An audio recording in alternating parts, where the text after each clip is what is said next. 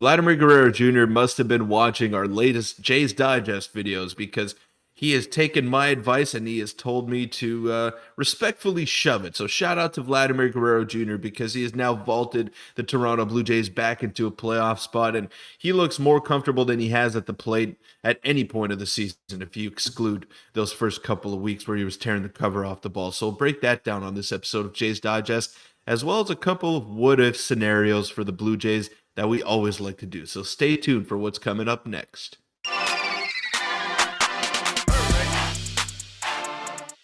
What's up, Jays fans? I'm your host, Peter Vryonis, alongside host Nick Gosse, and it was another big win yesterday for the Blue Jays. Obviously, it stretched itself out to 13 innings.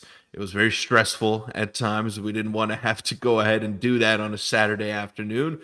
But hey, a win is a win. You take them as they come.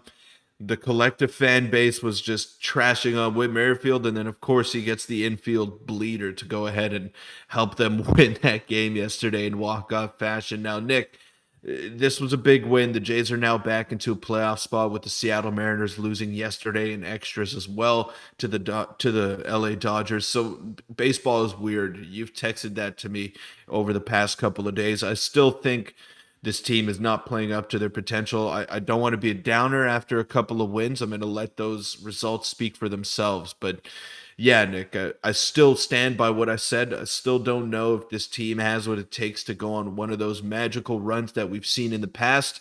I'd really love to see it as a fan of the team. I don't know, but I'm still going to remain positive for the end of the season. And it is what it is at this point. Yeah, it's been a huge couple of days for the Jays after a couple of videos there, and where the whole fan base was mad. And before we get into it, make sure to hit the subscribe button. Your support's been great, and yeah, this is huge, Peter. I mean, after the Rangers series, these next two games have, aside from the way the Jays have actually played baseball in the offensive way, they won both of them. That's all that matters. And then all the teams they were facing have lost in back-to-back days. Now, if you would have told me this coming in to this series, I would have, thought it was a pipe dream of the Jays for win two games off that coming off the Texas series, and then of course they all the other teams managed to lose. So you can see here, Peter, let's just look at the standings very, very quickly. And I know it's the time of the year where we should be looking at the standings. And the Rangers lost, the Astros lost, and, the Mariners lost there as well. And Texas, after completely destroying us, making us look like a minor league team, they go out and they lose 2 games in a row, and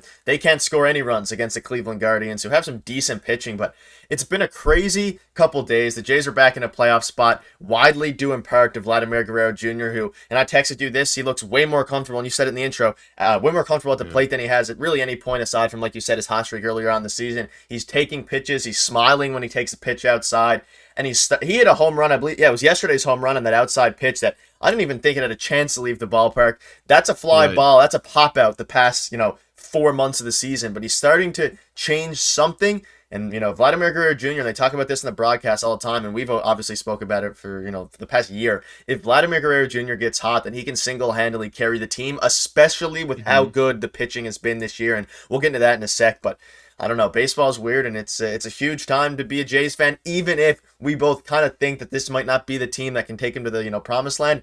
I'm here for it, and I'm enjoying these meaningful games nonetheless. Yeah, for sure. Obviously, we're going to be along for the ride, and we've been watching pretty much every game. We're too heavily invested Yeah. to not be around for these crucial games late on in this season. But yeah, you hit the nail on the head there with Vladimir Guerrero Jr.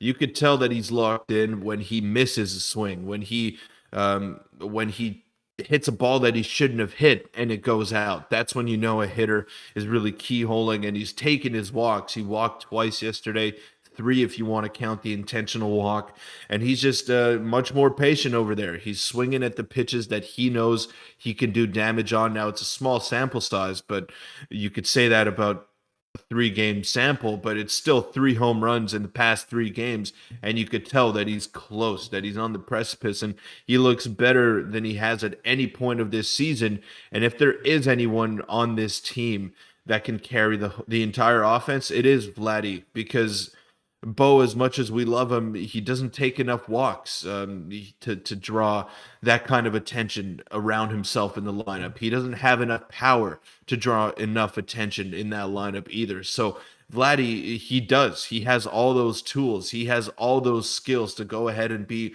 one of the top 5 hitters in the game. He just doesn't do it on a consistent enough basis. If he was hitting like this all year long, we wouldn't be making these types of videos. But it's better late than never, I guess. And hopefully he could keep it going for these last 10 or so odd games because the Jays are going to need it.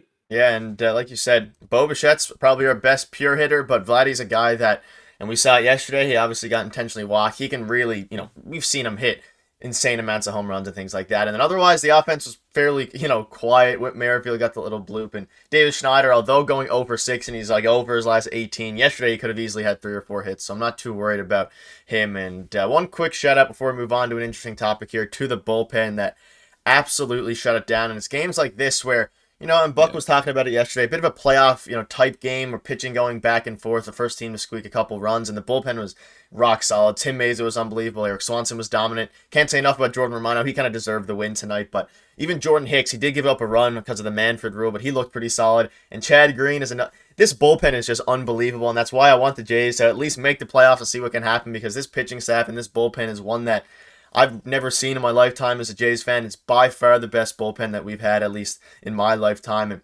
I don't know. I would love to see them maybe carry it into a few postseason wins. But any quick final thoughts before we move on to a bittersweet kind of topic, I guess, next? Yeah, nails, man, just nails. And Jordan Romano came in there in the ninth, in the ninth and the 10th, and just totally shut down the Red Sox. It was fantastic work. And then usually when you burn your closer in extra innings, you're kind of worried as a coaching staff. You're kind of worried as a fan base as well because then the game's still tied, and you're like, okay, who do I go to here? Oh yeah, no problem. Let's just go to Jordan Hicks, who's throwing 102 out of the bullpen. Jordan Hicks is done. The game's tied. Who do we go to? Yeah, let's go to one of the best relievers in the past 10 years for the Yankees, who we just signed in the offseason. Chad Green, no big deal. And then they go ahead and they win that game in walk-off fashion. I mean, the Jays' biggest strength is their pitching, and they got to piggyback on that, and they got to find a way to scratch enough runs to go ahead and win games. They got to grind them out. That's the way they're going to have to do it if they want to accomplish anything this season.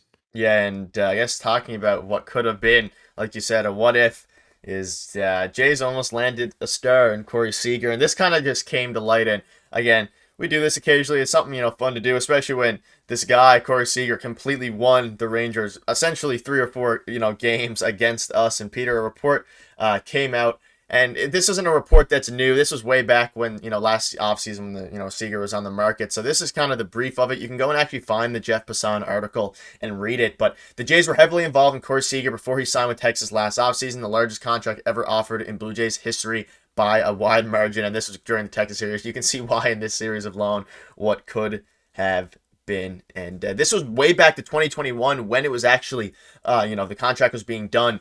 And given the Passan article, so if you go ahead and read it, it's a pretty long article. It's, you can assume the Jays were offering Seager somewhere in the range of 250 to 280 million, so a bit less than what he ultimately signed, which was a 10-year, $300 million deal, I believe, for the Rangers. But Peter, what are your thoughts on what Corey Seager could have been?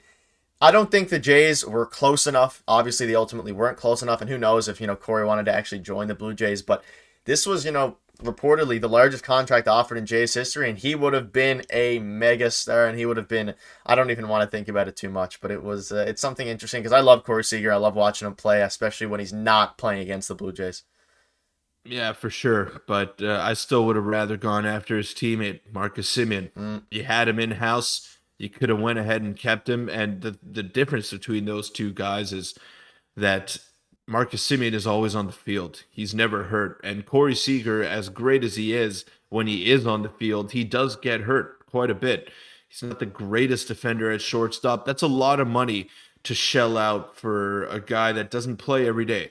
However, Marcus Simeon would have been a much better investment, in my opinion. And if the Jays were willing to shell out 250 to 280 million for Corey Seager, then I'm sure they would have been able and given Marcus Simeon 175, which he commanded from the Texas Rangers. So for whatever reason, they just didn't do it. And now that that report comes out, I'm not really haunted about Seager not joining the Jays. I'm haunted even more about Simeon not sticking around. Maybe he just didn't want to be here, but telling by his body language and the season that he had when he was here, man, I just can't believe the Jays didn't even entertain the thought of keeping him around. And till this day, man, till this day, it's gonna haunt me because it just sucks. It sucks to see him in another uniform playing at an MVP level. Yeah, I would have took either of them personally. They're both great, but the Rangers went out and spent $500 million, so we'll give them credit where it's due. And one final quick thing, and this was from Mike Wilner. This is a more recent report who spoke to Robbie Grossman during the Rangers series. Mike Wilner's, of course, announcer, whatever he